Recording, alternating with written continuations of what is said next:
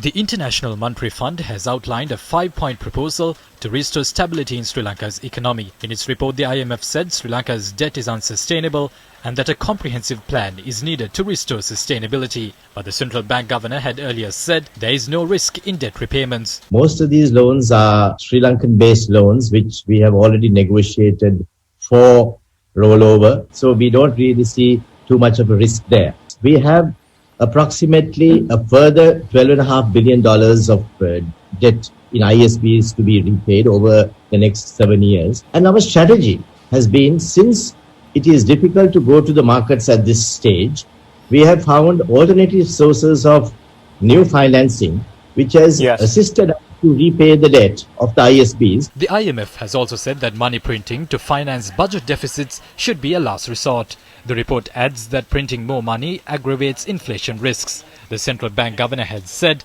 it is important to reduce money printing. The amount of treasury bills held by the central bank was somewhat excessive. Now is the time for us to gradually reduce those holdings, gradually reduce the amount of money printed being in the economy. But central bank data indicate that 283.8 billion rupees have been printed so far this year. The IMF also said the government must allow the exchange rate to be determined by the market. It emphasized that the policy to peg the official exchange rate is unsustainable. The IMF recommended that making persuasions over the exchange rate should be delayed so that it can adjust to market conditions. But earlier, the central bank had said there was no need to amend the exchange rate. We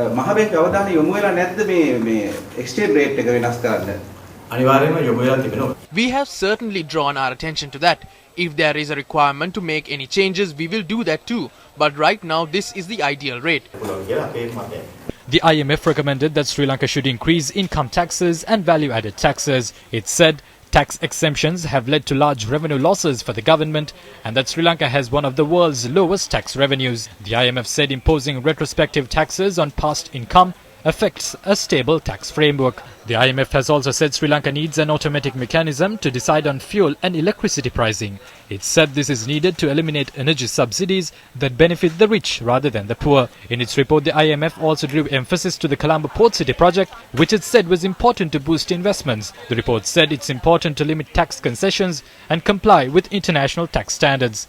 It stressed that the domestic financial sector must be shielded from offshore banking activities in the port city.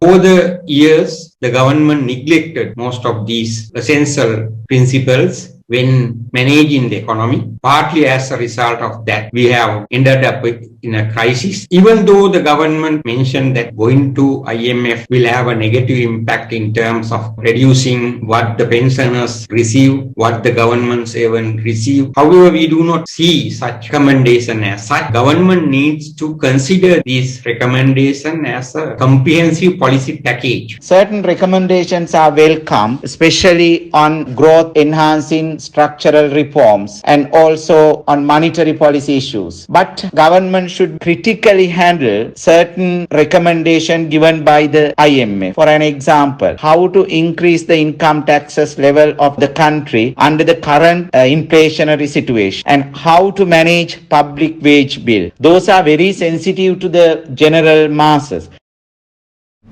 The central bank says it has already made several policy adjustments together with the finance ministry. This is in line with the IMF's recommendations. The central bank said these adjustments include allowing exchange rate flexibility and market-based price adjustments to key commodities. It added that it is seeking a closer engagement with the International Monetary Fund.